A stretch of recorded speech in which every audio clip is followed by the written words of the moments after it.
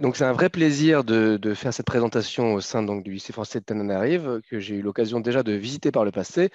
Donc, vous comprendrez que la situation sanitaire actuelle complique un peu les choses, mais nous faisons les choses à distance et j'essaierai au maximum de répondre à l'intégralité de votre question.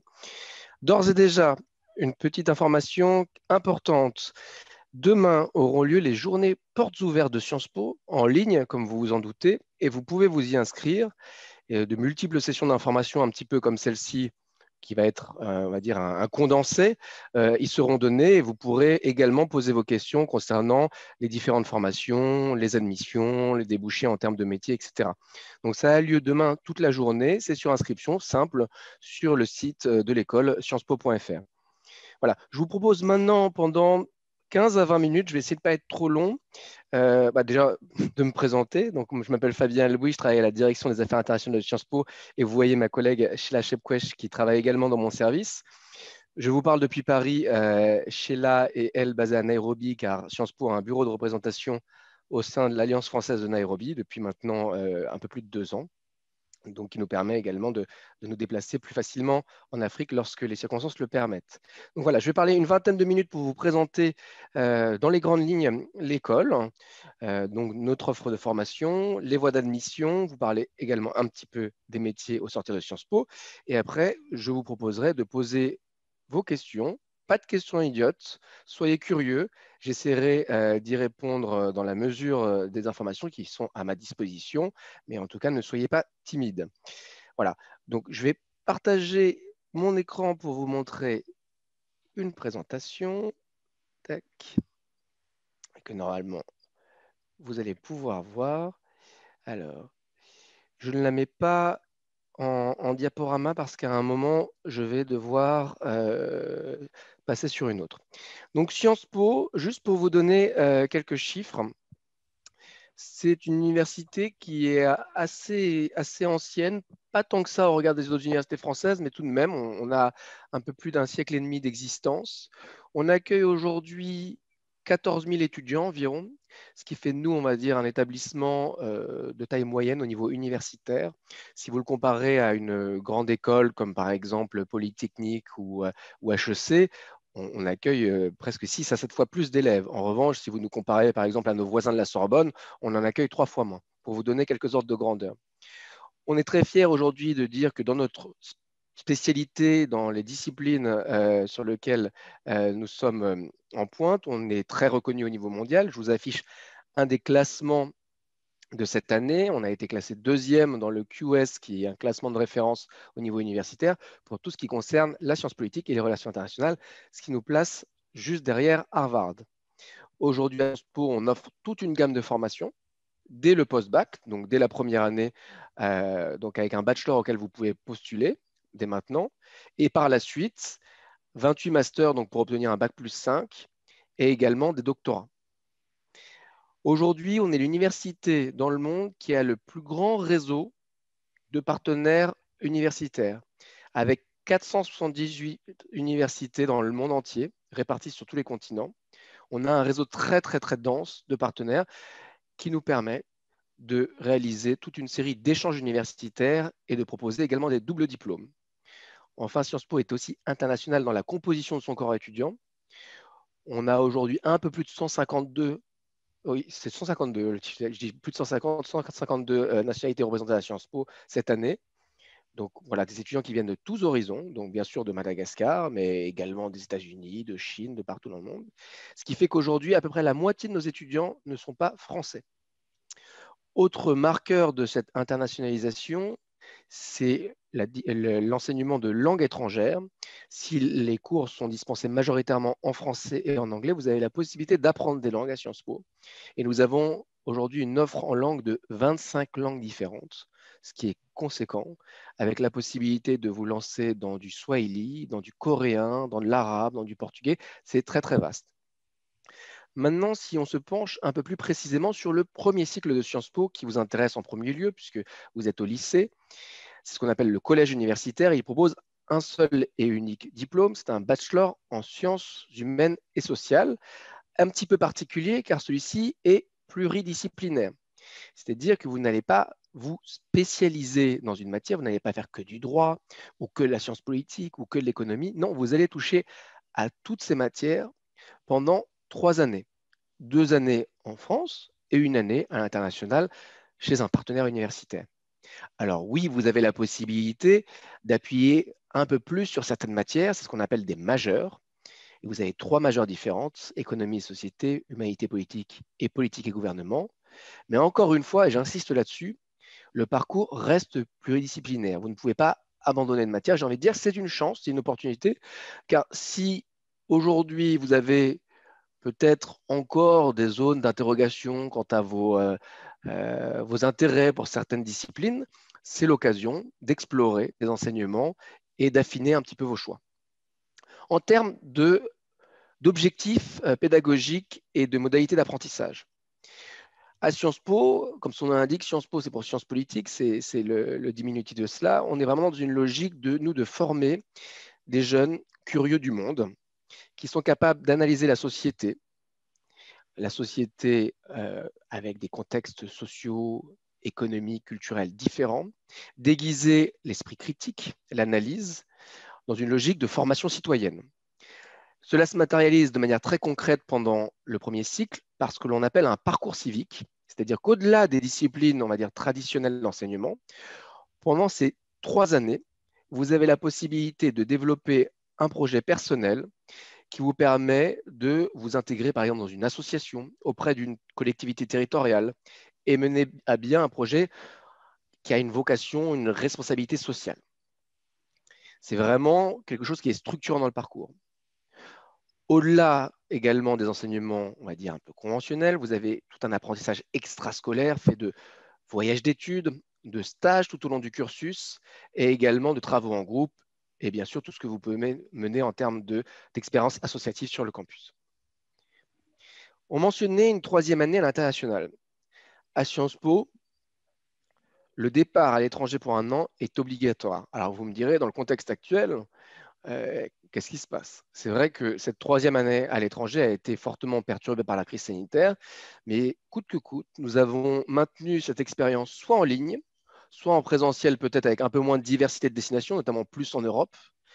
Cette année obligatoire à l'étranger, qui pour nous est vraiment structurante, car c'est l'occasion pour vous d'avoir une autre perspective en termes d'enseignement, de vous intéresser à une zone du monde, d'y découvrir une culture, d'y perfectionner un niveau de langue. Donc tous nos étudiants de 3e année ont ce passage-là obligatoire. Et d'ailleurs, on n'a pas beaucoup à les forcer puisqu'ils sont très impatients en général d'aller explorer le monde. Autre opportunité très intéressante qui se fait en parallèle de ce que je vous ai décrit, c'est la possibilité à Sciences Po de faire ce que l'on appelle un double diplôme en partenariat avec une université. Donc, dans le monde entier, vous avez une liste là des différentes universités concernées. Vous voyez qu'elles se répartissent un peu partout dans le globe, des universités prestigieuses, en faisant 2 années d'études à Sciences Po et 2 années d'études chez nos partenaires universitaires, et d'en sortir avec 2 diplômes de niveau bachelor. Donc, vous rallongez le parcours d'1 année, mais vous avez 2 diplômes au sortir donc de ce parcours, ce qui est très intéressant. Donc peut-être que vous connaissez certains des noms qui sont affichés sur le diapositive, hein, avec Columbia à New York, l'université de Berkeley en Californie, de Hong Kong, de Sydney, de Singapour, Keio au Japon. Voilà, de très beaux noms. Alors ça, c'est autre chose. Je passe rapidement là-dessus parce que ça ne vous concerne pas. Concernant Sciences Po à l'heure actuelle. Sciences Po, quand on parle de Sciences Po, on parle de Sciences Po Paris. Cela étant dit, cela fait maintenant plus de 10 ans que nous avons développé un réseau de campus délocalisés en région pour les premiers cycles, donc pour le bachelor. 6 campus différents. Au Havre, à Poitiers, Reims, Nancy, Dijon et Menton. La plupart de ces campus ont une particularité. C'est-à-dire qu'ils vont s'intéresser au-delà du tronc commun en sciences sociales à une région du monde et vous aurez la possibilité de suivre les cours dans une langue différente. Je prends l'exemple du campus du Havre. Le campus du Havre s'intéresse au monde asiatique. Donc, au-delà de votre cours, on va dire, fondamental en relations internationales, peut-être que vous allez plus vous pencher sur les relations internationales vues depuis l'Asie, par exemple les relations entre le Japon et la Chine, l'histoire du sud-est asiatique. Vous aurez la possibilité d'apprendre le coréen, le japonais, le mandarin. Et l'enseignement, il sera dispensé en anglais. C'est un parcours complètement anglophone. Si vous allez sur le campus de Reims, vous avez un programme Europe-Afrique qui, lui, donc, comme son nom l'indique, va s'intéresser plus au continent africain, avec la possibilité, par exemple, d'apprendre le swahili. Et les cours seront dispensés en français et en anglais. Voilà, vous avez sur cette carte, avec les petits drapeaux, les langues d'enseignement et à chaque fois, la zone intéressée par le campus. Le campus de Paris accueillera quelques premiers cycles, uniquement sur une logique de tronc commun, donc pas de spécialisation géographique, avec des enseignements en français et en anglais. C'est une nouveauté, car jusqu'à présent, le campus de Paris n'était ouvert que sur concours et pas via la procédure internationale. On aura l'occasion d'en parler plus tard dans la présentation. Il y a eu une refonte de la voie d'admission à Sciences Po et aujourd'hui, tout le monde passe par la même voie d'admission. Il n'y a plus une voie liée à un concours pour les bacheliers en France et une voie internationale pour les étudiants faisant des programmes étrangers et également français à l'étranger. Une fois que l'on a fait son bachelor, certains étudiants décident de quitter Sciences Po, soit pour travailler directement, soit pour aller dans une autre université, mais la majorité des élèves décident de poursuivre à un échelon au-dessus, au niveau Bac+5, et faire un master. Et c'est à ce moment-là qu'ils vont se professionnaliser. Nous avons aujourd'hui 28 masters à Sciences Po qui sont répartis dans ce qu'on appelle des écoles. On pourrait aussi appeler ça des facultés. Elles regroupent plusieurs masters selon une thématique commune. Vous avez tout d'abord l'école d'affaires publiques. L'école d'affaires publiques, c'est un petit peu l'école traditionnelle de Sciences Po, celle qui va former à l'administration française, européenne, internationale, préparée au concours, mais également à l'intégration d'entreprises privées en lien avec le secteur public. Je pense à tous les secteurs qui sont fortement régulés par la loi, comme par exemple le secteur des télécoms, de l'énergie. Vous avez de multiples secteurs régulés au niveau français et européen, donc qui nécessitent une connaissance fine des politiques publiques et des États. Une école des affaires internationales, qui va regrouper plusieurs masters en relations internationales. Une école de droit, qui vous permet effectivement de passer le barreau, mais aussi de faire du conseil juridique en entreprise ou de passer le concours pour devenir magistrat. Une école de journalisme, une école de management et de l'innovation qui regroupe les différentes fonctions qu'on appelle support de l'entreprise, une école urbaine, donc sur la gestion de la ville, et une école doctorale qui va, elle, se pencher plus vers la recherche, d'abord au niveau master, puis après, éventuellement, si vous voulez poursuivre encore, au niveau doctoral, donc en thèse. De même qu'au niveau bachelor, vous avez la possibilité à l'échelon master de faire un double diplôme avec une université partenaire. Dans ce cas précis, vous n'allez pas allonger la durée de vos études d'un an, cela restera un format en 2 ans, une année à Sciences Po, une année chez le partenaire et 2 diplômes de niveau master. C'est également je pense une opportunité très intéressante parce que vous voyez les noms, je ne les ai pas tous mis parce qu'on a plus de 40 doubles diplômes, mais on retrouve le Columbia, on a la London School of Economics, la Bocconi à Milan, vous allez avoir Georgetown aux États-Unis, voilà, des universités également très reconnues dans le monde. Donc là, il y a tout un listing des masters. Je pense qu'on ne va pas passer en détail là-dessus. En plus, c'est un petit peu plus loin peut-être comme échelon d'études pour vous. Vous voyez, une variété très importante à l'école des relations internationales. On peut aussi bien parler d'environnement que de droits de l'homme, que de politique économique. À l'école de management, c'est aussi bien de la finance que de la communication, du marketing ou des ressources humaines. Sur l'école doctorale, forcément, les différentes disciplines de Sciences Po sont représentées, que ce soit l'économie, l'histoire, la science politique. Voilà, vous avez un vaste choix de niveau master, donc toujours en 2 ans. Sur le campus de Paris, pour le coup, tous les étudiants s'y retrouvent avec une logique professionnalisante, c'est-à-dire que vous avez à minima un stage de fin d'études obligatoire de 6 mois à faire à la fin de votre master. De nombreux étudiants aujourd'hui décident même de faire ce qu'on appelle une année de césure, c'est-à-dire de faire une sorte de pause pendant entre leur première et leur deuxième année de master pour acquérir plus d'expérience professionnelle en faisant des stages ou même en prenant un contrat conventionnel pour travailler.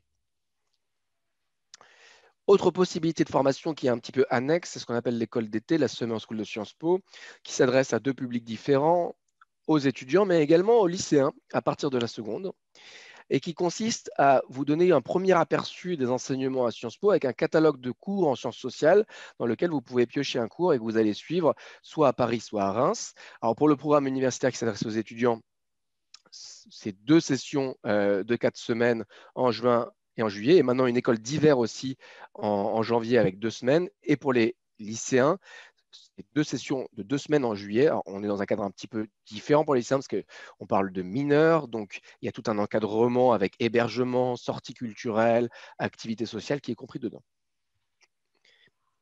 Et c'est là où je vais peut-être basculer sur une autre présentation puisque les admissions ont changé à Sciences Po. Sciences Po passe sur Parcoursup. Et en parallèle de ça, nous avons fondu les différentes procédures. Et je pense qu'il est intéressant de rentrer vraiment dans le détail de ça. Alors,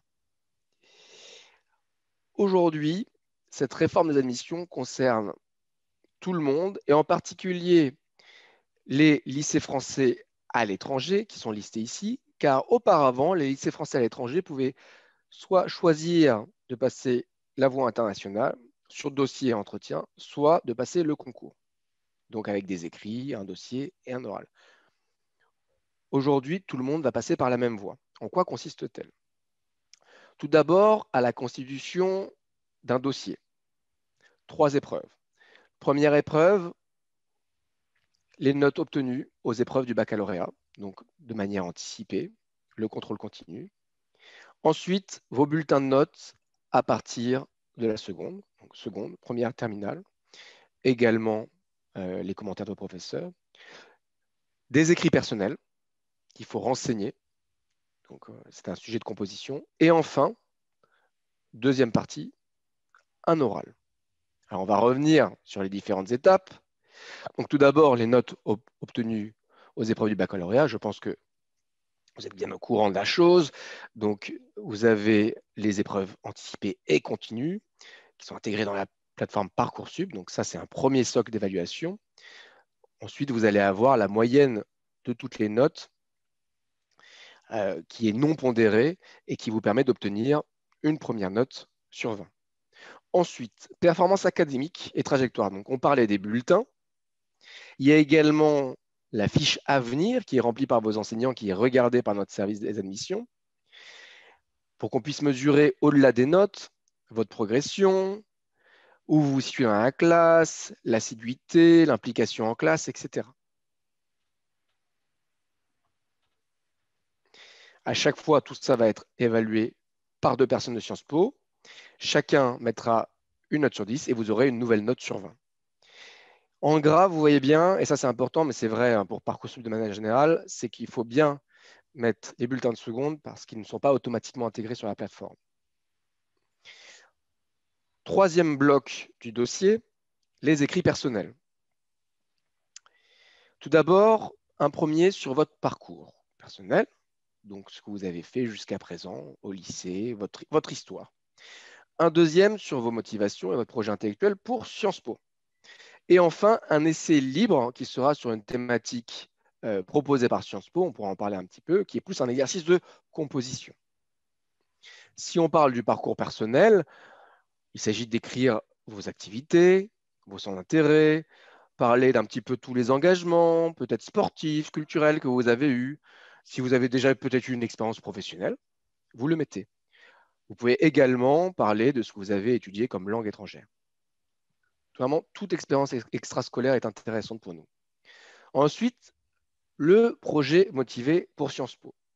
Très important. Qu'est-ce que vous voulez faire à Sciences Po? Pourquoi vous choisissez cette université sélective, spécialisée en sciences sociales, avec une ouverture internationale? Voilà. Pourquoi vous voulez faire Sciences Po? Et soyez pratique.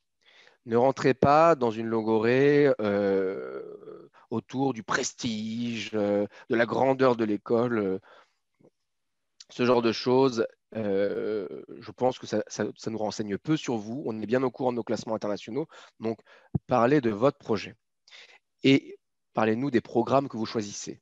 Vous pouvez choisir 2 campus donc, qui ont été listés précédemment.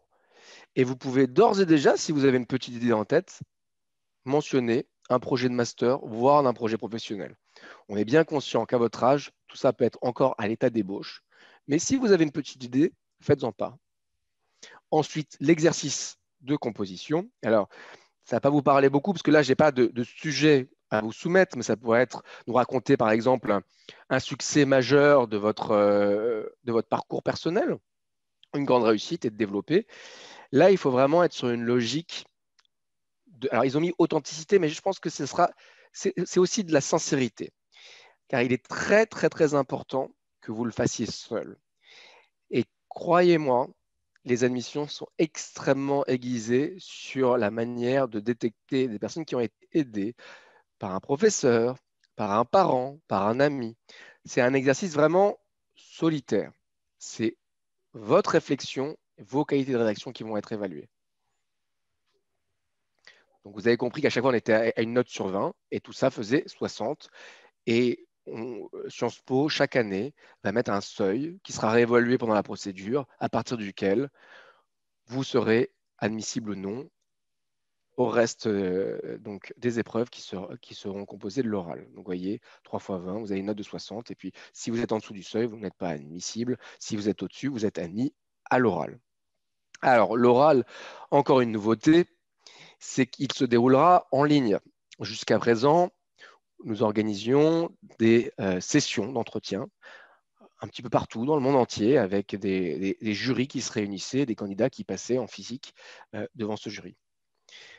On passe à une application en ligne, donc ça veut dire concrètement qu'il va falloir l'anticiper, s'assurer d'une connexion, d'un micro, d'une caméra. Et je pense que c'est des questions pratiques qu'il faut que vous voyez dès maintenant, car vous avez vu, on a eu une coupure de courant. Il peut y avoir des pannes d'Internet, donc il faut essayer de sécuriser au maximum ces paramètres-là pour ne pas être déstabilisé par un dysfonctionnement. Alors, comment se compose l'oral? Il se compose de plusieurs parties. Tout d'abord, vous avez la présentation traditionnelle. On va vous demander de vous présenter, nous parler de vous, de votre motivation, de vos intérêts, de ce que vous pensez voilà, comme atout dans votre candidature. Ensuite, un exercice de commentaire d'image. Donc ça, c'est un exercice qui est encore une fois nouveau. Vous allez avoir une image, ça peut être une image de presse. Alors, je ne vais pas vous refaire un topo sur les caricatures, je pense qu'on a vu beaucoup, mais ça pourrait entrer dans ce genre de choses. Voilà, une photo et vous devrez l'interpréter, la commenter, l'analyser et vraiment apporter vos arguments, vos références dans cette argumentation. Il ne s'agit pas de faire un catalogue de connaissances. Il faut que ça soit structuré et argumenté et que vous nous fassiez part de votre opinion.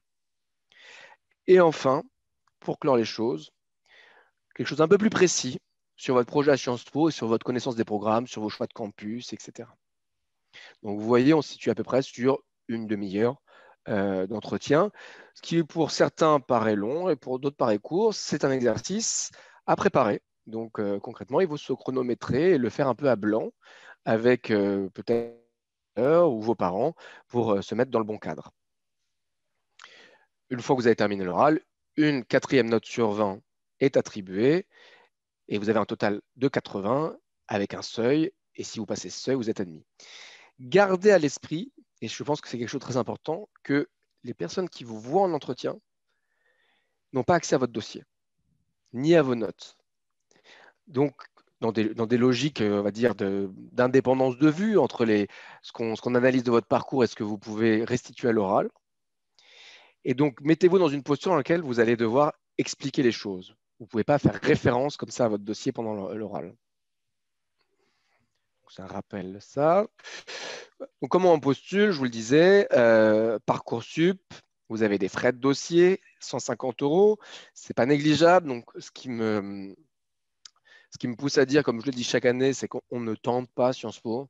Ce n'est pas une procédure d'admission que l'on fait en touriste. Ça se prépare bien. Et si dès maintenant vous me dites le bac, je l'aborde avec une très grande anxiété, je pense que voilà, ça va bloquer, je vous dirais peut-être anticiper un autre choix d'orientation, car Sciences Po est très sélectif, donc s'adresse aux étudiants qui ont des très bonnes notes. Donc ça, c'est un discours de vérité que j'ai. Il ne faut pas tenter et se dire que voilà, sur peut-être un malentendu ou une prestation sublime à l'oral, ça pourra passer. Ça ne fonctionne pas comme ça. Il faut avoir un dossier solide et il faut être vraiment aiguisé à l'oral. Sur les doubles diplômes, attention, regardez bien sur notre site internet, pour chaque double diplôme, donc chacun des 9 doubles diplômes au niveau bachelor, vous avez une procédure qui est différente. Donc c'est assez complexe, mais c'est comme ça, sachant que vous pouvez cumuler les deux, c'est-à-dire faire une candidature à un double diplôme et aussi postuler au programme conventionnel de Sciences Po.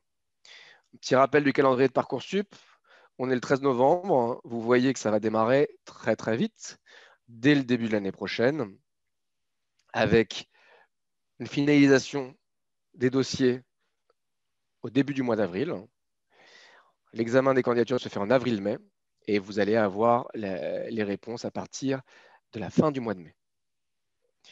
Petit conseil de lecture. Vous avez sur notre site internet un article qui a été publié hier sur comment réussir les écrits, quelques conseils. N'hésitez pas à aller le consulter. Je vous mets également le message des admissions. Si vous avez des questions précises sur les admissions, n'hésitez pas à les contacter. Voilà. Je ne vais pas en faire beaucoup plus sur les admissions et je vous propose de vous donner quelques chiffres. L'année dernière, nous avons eu un peu moins de 21 000 candidatures à Sciences Po, un peu plus de 4 000 admis. Et si on regarde dans le détail, au niveau bachelor collège universitaire, le taux de sélection était à 18%. Encore une fois, dit comme ça, 18%, ça paraît assez élevé. Et on se dit, ah, c'est presque une personne sur 5. Mais c'est une personne parmi 5 bons élèves. Vous n'avez pas une logique d'inscription massive d'étudiants qui le font au hasard. Donc, ce taux est peut-être un peu trompeur, mais ça vous donne un peu la mesure de la sélection.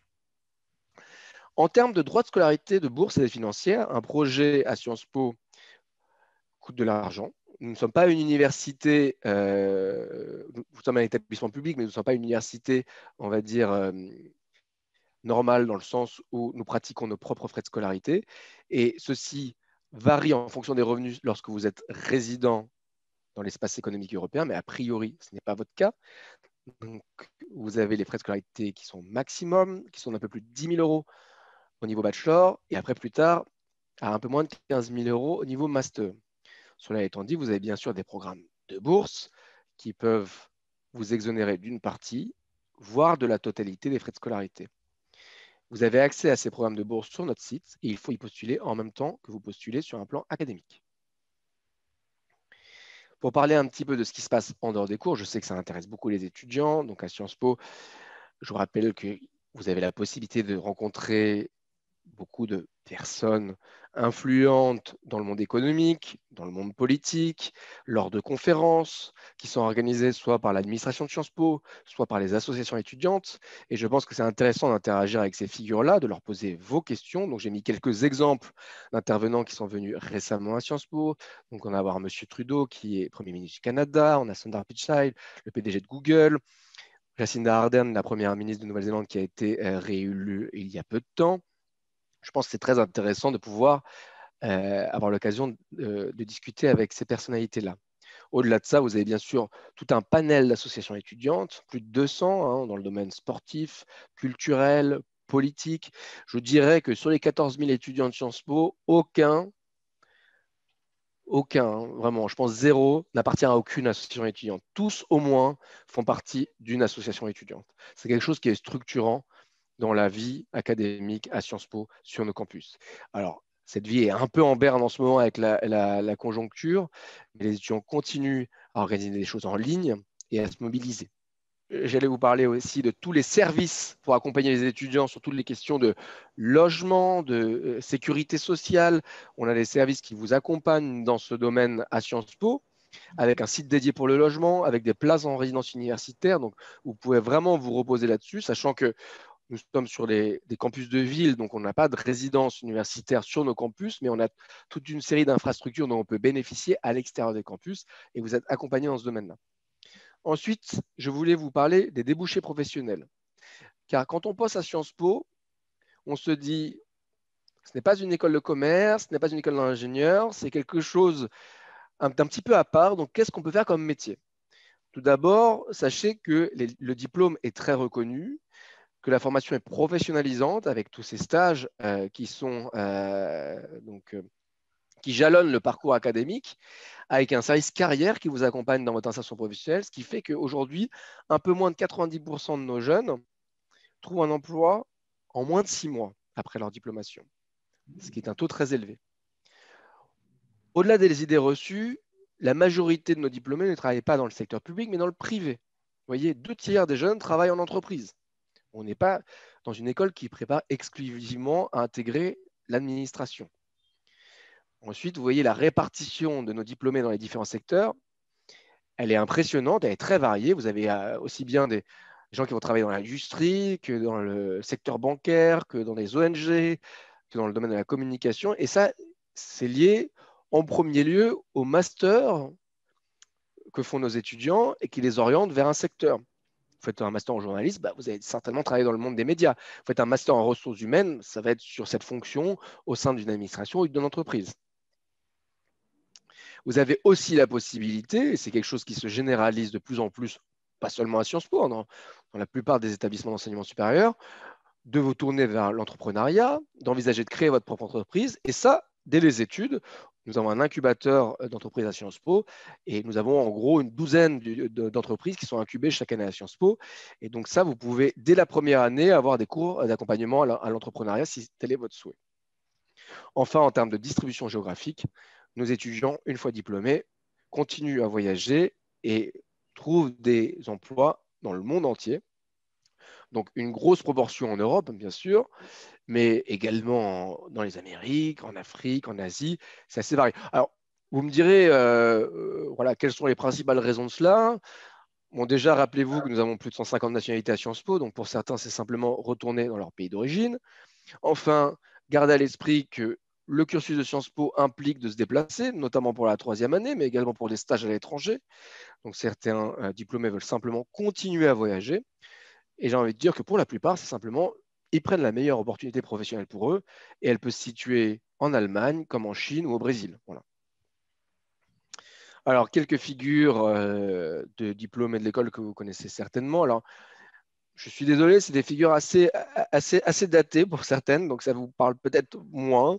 Mais bon, voilà, on remet les présidents français, hein, vous en avez, hein, de Hollande à Macron, Simone Veil, Marcel Proust. Alors, on oublie peut-être plus certaines figures comme Christian Dior qui a fait Sciences Po, ou encore Stanley Hoffman qui est professeur à l'université d'Harvard. Voilà, des patrons.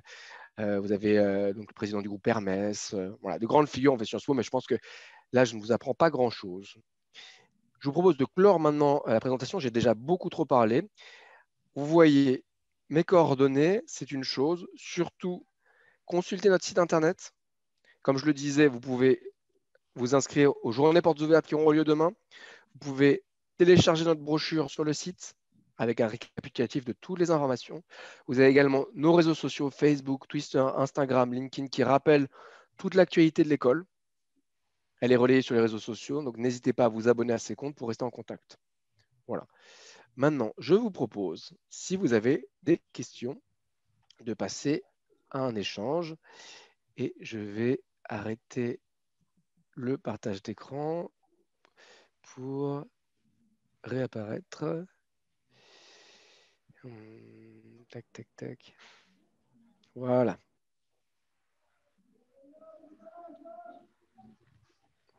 La parole est à vous. Merci Fabien. Première question. Bonjour. C'était une question par rapport à la composition sur la thématique choisie. On aura combien de temps à peu près pour la faire?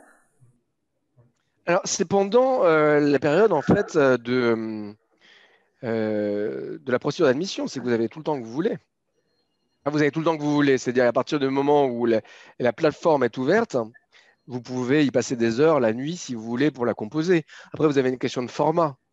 C'est qu'on ne va pas être sur une logique d'un roman, mais on va bien être sur un format imposé que vous allez devoir suivre. Je n'ai pas le nombre de signes exacts en tête, mais ça ne sera jamais plus de 2 pages. Mais ce n'est pas quelque chose qui est chronométré. Et ce n'est pas l'esprit de ça. Et le sujet, il est donné quand? Enfin, À partir du moment où vous renseignez les différents éléments de votre dossier, c'est là que vous aurez la possibilité de choisir dans Parcoursup. Donc là, aujourd'hui, ça ne l'est pas parce que Parcoursup n'est pas ouvert, mais ça le sera entre le mois de janvier et le mois d'avril. Bonjour, j'ai une question. Donc c'est peut-on accumuler les masters? C'est-à-dire je fais un master en affaires publiques, puis ensuite j'enchaîne avec un master en droit. Alors, c'est quelque chose aujourd'hui qui a tendance à se répandre. C'est vrai que les étudiants qui font plusieurs cursus de niveau Bac plus 5. Donc, c'est tout à fait possible de faire un master affaires publiques et après de faire un master de droit. Après, il faut se poser la question du pourquoi. Nous, nos masters, ils visent à une intégration professionnelle directe. On vous donne les outils en termes de connaissances pratiques, théoriques. Vous faites des stages durant le parcours pour que vous soyez employable dès la fin de votre diplôme. Donc, après, pourquoi faire un master en droit supplémentaire? Il faut vous poser cette question. Vous pouvez, hein, rien ne vous l'empêche, mais voilà, il faut que vous ayez un intérêt et que ça serve à quelque chose. Le but n'est pas d'empiler les diplômes, hein. Merci. Bonjour. Du coup, il me semble que vous n'avez pas encore parlé justement de l'adaptation de Sciences Po au niveau du nouveau programme. Et est-ce que vous pouvez parler précisément de cette adaptation pour nous, les terminales de cette génération? Je ne suis pas sûr de saisir quelle adaptation. C'est-à-dire la réforme du bac. Ah bah, je pense qu'on en a parlé. On en a parlé. La réforme du bac, nous, elle change un petit peu les choses dans le sens où on a des notes de contrôle continu qu'on prend en compte maintenant. Mais on est toujours dans une logique où on va prendre ce que l'on a à disposition durant le premier semestre de terminale. Voilà. Donc, on prend les notes du bac que l'on a à disposition. Et c'était le cas avant aussi, c'est qu'on regardait les épreuves anticipées. Et on décidait sur cette base-là d'évaluer votre dossier. On ne peut pas attendre l'intégralité des notes du bac pour se décider, car comme je vous l'ai dit, nous, on commence à donner nos résultats d'admission à partir de la fin mai. Donc, ça n'a rien changé. Du coup, au niveau des spécialités, est-ce qu'il y a une spécialité qui pourrait primer face à... Pareil, en fait, il n'y a aucun changement. C'est-à-dire qu'auparavant, on regardait aussi bien les séries ES, S et L ou les bacs technologiques. Aujourd'hui, on prend toutes les spécialités. Voilà. Donc, vous pouvez faire n'importe quelle spécialité. Sciences Po n'a jamais voulu, pour le coup, privilégier certaines matières aux filières. Et il est illusoire de se dire, j'ai une bonne note en histoire, mais j'ai une mauvaise note en maths, donc ça va passer. Non, nous, on va regarder l'intégralité de vos notes et on considère que quelqu'un qui a une très bonne note en mathématiques, c'est aussi un très bon élève qui fait preuve de rigueur, de persévérance. Voilà, c'est quelque chose qui compte. Donc, on regarde la moyenne. Bonjour. Du coup, ma question, ce serait au niveau des bourses. C'était pour savoir si la procédure, elle se faisait avant admission ou après admission, s'il vous plaît. Alors, elle a lieu avant. Regardez bien le calendrier des bourses parce que les bourses, notamment Émile Boudmy, qui est le grand programme de bourse de Sciences Po, donc, qui est propre à l'école, se clôt en décembre. Donc, ça arrive beaucoup plus tôt. Voilà. Donc, il faut faire la démarche beaucoup plus tôt.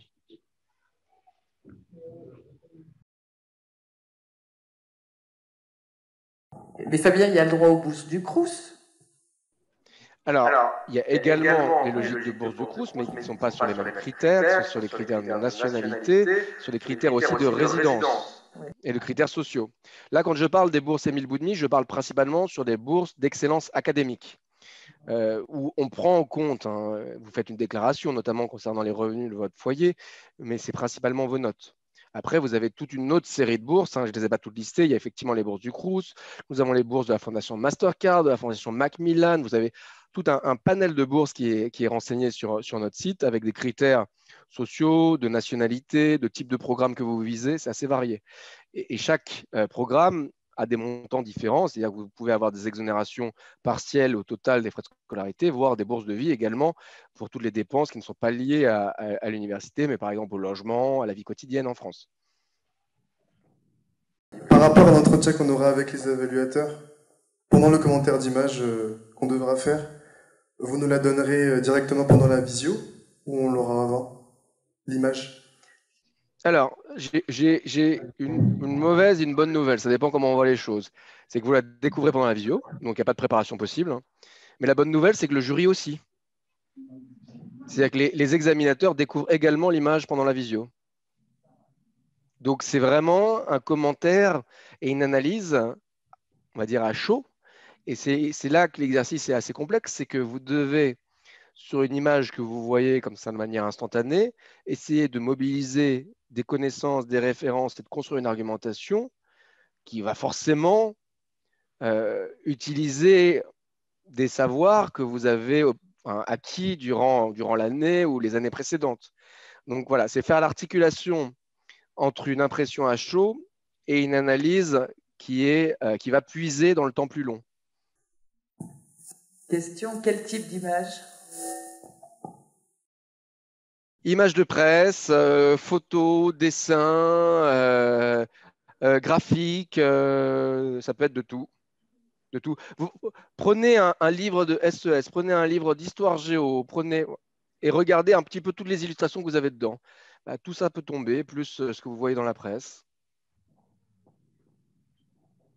Bonjour, du coup ça veut dire que si on est dans une école qui se trouve dans la zone Afrique, on n'est pas directement, enfin si on est accepté à Sciences Po, on n'est pas directement affilié à Sciences Po Reims, du coup qui s'occupe de la zone Europe-Afrique. Non, vous pouvez postuler à n'importe quel campus. Si vous voulez aller au campus du Havre sur le programme Europe-Asie, vous pouvez tout à fait. De même, si vous voulez aller à Reims sur le campus Europe-Amérique du Nord, vous pouvez tout à fait. La seule limite, c'est que vous avez 2 choix de campus. Et changement par rapport à ce qui se faisait auparavant, et ça c'est un changement lié à Parcoursup, c'est qu'auparavant, vous aviez une logique de priorisation des choix. C'est-à-dire que vous aviez un choix de campus numéro 1 et un choix de campus numéro 2 avec une vraie priorisation. Aujourd'hui, la plateforme Parcoursup ne nous le permet pas. Donc, vous avez 2 choix à égalité, on va dire, en termes de priorité, et que vous devez donc argumenter de manière égale. C'est assez particulier, mais c'est lié à la plateforme Parcoursup. Bonjour. Alors, ma question est un peu la même que l'élève précédente. Je voulais vous demander, étant donné qu'il était d'usage normalement d'aller dans un campus délocalisé, c'est-à-dire pas à Paris pour les 2 premières années, si le campus de Paris avait des exigences différentes, c'est-à-dire si c'est plus difficile d'entrer sur le campus de Paris que d'entrer sur le campus de Reims, de Menton, du Havre, etc. Alors, c'est difficile à dire parce que aujourd'hui, on n'a pas de recul par rapport aux candidatures sur le campus de Paris en provenance de l'étranger, puisqu'avant, il n'était pas ouvert. Donc, on ne peut pas particulièrement anticiper ça. J'ai envie de vous dire que oui, il y aura beaucoup de candidatures puisque Paris intéresse. En même temps, il n'y a pas de logique de spécialisation géographique. Et les étudiants aiment ces logiques de spécialisation géographique. Donc, ça peut diminuer le nombre de candidatures. Ce qui est vrai, c'est qu'il y aura peu de place. Il y aura peu de place sur le campus de Paris qui est principalement dédié au niveau master. Donc voilà, c'est pas pour dire c'est meilleur que les autres campus délocalisés, mais c'est un peu une nouveauté. Encore une fois, il est dur de faire un ratio. Je pense qu'il faut plutôt le penser autrement. Est-ce que vous avez une facilité pratique à habiter à Paris? C'est peut-être le cas, notamment de la famille. Est-ce que pour vous, la logique de spécialisation géographique n'est pas prépondérante? Ou parce que vous avez déjà de bonnes compétences dans différentes langues étrangères, par exemple? Voilà, c'est ce genre de réflexion qu'il faut avoir. Donc ça, par exemple, je vais en parler dans ma lettre de motivation. Ah oui, oui, tout à fait, oui. Le choix du campus, il doit être dans le projet donc, que vous décrivez à Sciences Po, le choix du campus en fait partie. Il y a l'intérêt que vous avez pour certaines matières, notamment en sciences sociales, qui forcément compte, mais il y a également le choix du campus. Et je voulais aussi vous demander, au niveau des doubles diplômes avec la Sorbonne, du coup, c'est une admission qui ne passe pas par Parcoursup, il me semble. Oui, oui. C'est vrai qu'on est passé vite sur les doubles diplômes avec la Sorbonne. Oui. Vous avez la possibilité de faire deux comment dire, des parcours doubles avec des licences dans d'autres universités françaises. C'est quelque chose qui concerne une très, très, très petite minorité d'étudiants. Il faut quand même aussi garder un petit peu en tête les proportions. C'est comme quand je parle des doubles diplômes avec des universités étrangères, on est sur les toutes petites cohortes d'étudiants, puisque les prérequis académiques sont très élevés. Et surtout, il y a des barrières en termes linguistiques qui sont différentes. L'emploi du temps n'est pas du tout le même. Donc voilà. Et si par exemple on souhaite faire une licence par exemple à la Sorbonne et ensuite se diriger vers un master à Sciences Po, Oui, c'est d'usage? c'est tout à fait possible. On a principalement parlé du premier cycle, mais vous pouvez postuler à Sciences Po pour intégrer directement au niveau master après une licence, que ce soit à la Sorbonne, que ce soit dans une autre école. C'est tout à fait possible. Dans ce cas-là, on est sur une mission sur dossier. Et voilà, vous intégrez directement la première année du master pour faire 2 ans à Sciences Po. Bonjour, alors moi j'aurais une question sur l'admission s'il vous plaît. En fait j'ai vu qu'il y avait des prépas IEP ou Sciences Po, alors je voulais savoir si c'était possible de d'abord faire une prépa et après faire un bachelor à Sciences Po ou c'est directement après le bac qu'on a postulé pour le bachelor. Alors, non, il n'y a pas de prépa à Sciences Po, hein. C'est directement après le bac. Après, faut faire attention. Il y a des préparations pour intégrer Sciences Po qui sont organisées généralement par des entreprises privées qui facturent assez cher les choses pour vous préparer à l'oral et vous préparer à mieux écrire. J'ai envie de dire, regardez cela avec attention, puisqu'il y a beaucoup de choses que vous pouvez faire vous-même, hein, et surtout avec vos professeurs et avec l'aide de votre lycée. Voilà. Mais il n'y a pas de classe préparatoire à Sciences Po à proprement parler. Alors si on fait une prépa par exemple en sciences sociales ou sciences humaines, on peut pas entrer à Sciences Po après ou on peut? Parce que j'avais vu qu'on pouvait seulement entrer après le bac. Vous aurez une dérogation possible qui sera celle de pouvoir passer Sciences Po jusqu'à 1 an après l'obtention de votre baccalauréat. Voilà. Sachant que vous ne pouvez passer la voie d'admission pour intégrer Sciences Po en premier cycle qu'une seule fois. C'est-à-dire que vous ne pouvez pas passer Sciences Po avant le bac, puis après le bac en étant dans une prépa. Ce n'est pas possible. Il faut choisir l'un ou l'autre. Honnêtement, je n'en vois absolument pas l'intérêt, hein, de candidater pendant une prépa après le bac.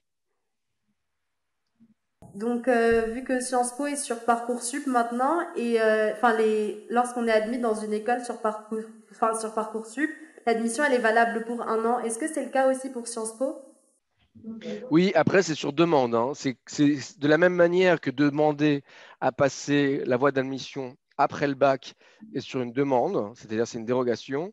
Euh, le fait d'avoir ce qu'on appelle un report d'admission d'1 an est sur demande, ce n'est pas garanti. Il faut le justifier. Est-ce que c'est lié à un motif personnel? Est-ce qu'il y a un impératif? Il y a beaucoup d'aléas dans la vie, hein. Donc, on essaye de voir les différentes situations individuelles, mais ce n'est pas automatique. Sur Parcoursup, tu as la possibilité de faire une demande de césure, hein, quand l'élève fait son dossier. Est-ce que vous avez réfléchi à cette possibilité? C'est la même chose, c'est-à-dire qu'on peut demander après une année on peut demander à passer Sciences Po après, donc une année après le bac, en disant qu'on a fait une césure. Et encore une fois, il faut l'argumenter. Alors, j'ai un point de vue à la fois professionnel et personnel sur la césure. Attention si en particulier vous voulez évoluer dans le système universitaire français. Aujourd'hui, l'année de césure directement post-bac, c'est quelque chose qui n'est pas du tout entré dans les mentalités en France. C'est quelque chose qui est très commun dans certains pays scandinaves, par exemple, ou en Australie, où les jeunes profitent de cette année pour voyager ou pour travailler ou pour s'engager dans une association. En France, c'est quelque chose qui est très marginal. Donc, c'est sympathique d'ouvrir cette possibilité-là, mais il faut vraiment mesurer son choix. Je ne vous décourage pas complètement, mais pensez-le vraiment. C'est-à-dire, il faut vraiment le projeter. C'est-à-dire, qu'est-ce que vous allez faire pendant cette année? Et sachez que pendant les années qui vont suivre, on va vous demander des comptes là-dessus. Est-ce qu'il faut écrire une lettre de motivation différente pour chacun des campus pour lesquels on postule? La lettre de motivation, elle est valable pour les 2 campus. Donc, il faut pouvoir argumenter ces deux choix sur les deux campus.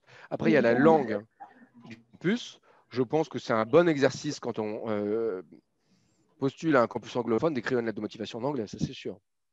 Vous pouvez écrire vos documents soit en français, soit en anglais.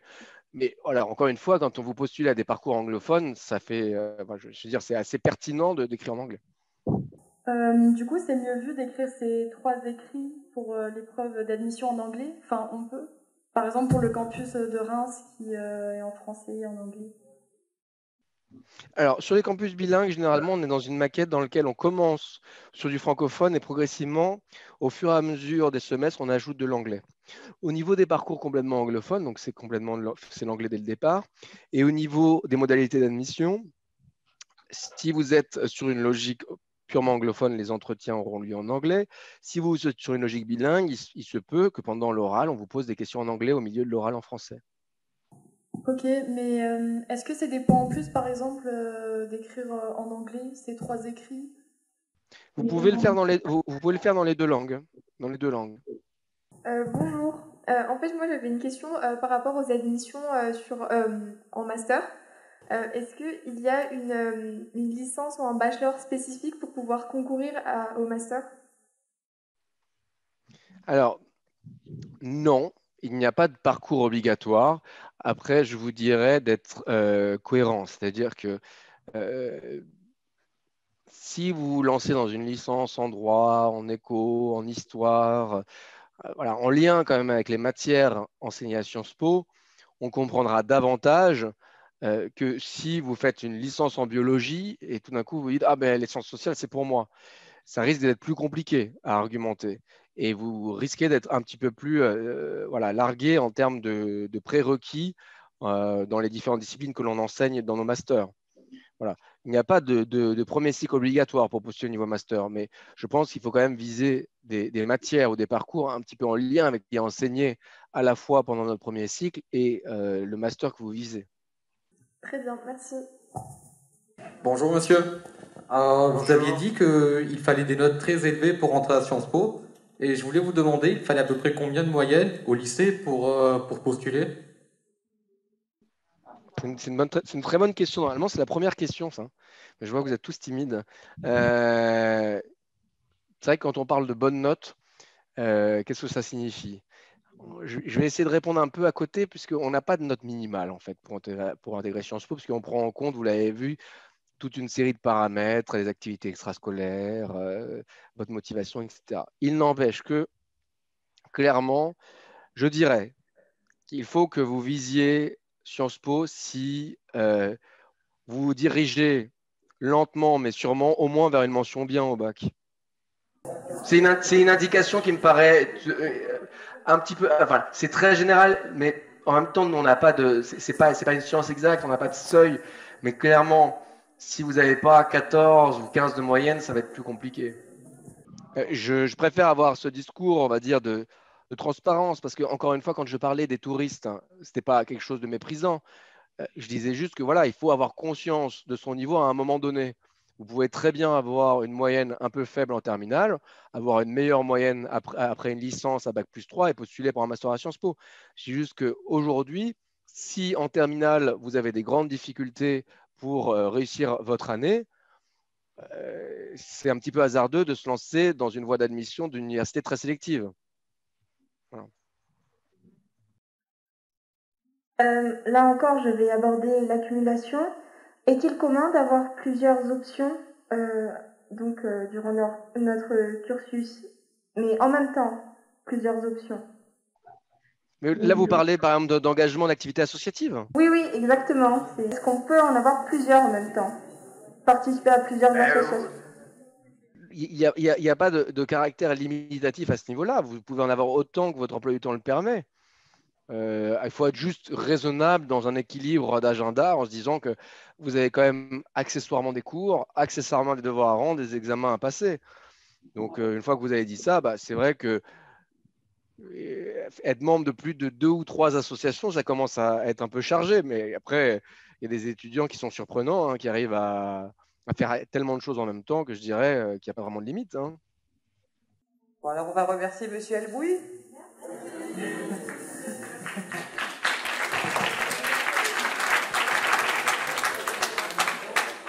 Et on va lui laisser le mot de la fin. Pardon. On va te laisser le mot de la fin. Alors, le mot de la fin. Bon, une petite anecdote personnelle. C'est que donc moi, j'ai eu l'occasion de vivre à Madagascar. Et comment j'ai découvert Madagascar? En étant étudiant de Sciences Po. Donc, vous voyez, l'école peut mener à faire beaucoup, beaucoup de choses. Et je vous encourage à surtout bien vous préparer, à regarder les différentes possibilités. On a beaucoup parlé de Sciences Po aujourd'hui, mais regardez les différentes possibilités d'orientation. C'est une année charnière, l'année de terminale. En plus, c'est une année de changement, parce qu'il y a beaucoup de réformes. Le bac a changé de forme. Nous intégrons Parcoursup, mais comme d'autres écoles qui n'étaient pas auparavant sur la plateforme. Donc, pas mal de changements. Donc, tenez-vous informés de ces changements-là. Soyez bien préparés. Tout ça ne s'improvise pas. Vous avez beaucoup d'outils pour le faire. En premier lieu, vos professeurs qui sont un soutien important. Vous avez beaucoup de ressources en ligne également. Je vous parlais des journées portes ouvertes qui auront lieu demain. Donc, si vous avez la possibilité de regarder ce qui s'y passe en ligne, c'est quelque chose de positif. Vous avez encore un peu de temps pour réfléchir. Vous avez en gros 2 mois, hein, puisqu'on démarre en janvier sur Parcoursup. Mettez à profit ce temps pour bien construire votre projet. Voilà. Je vous en prie.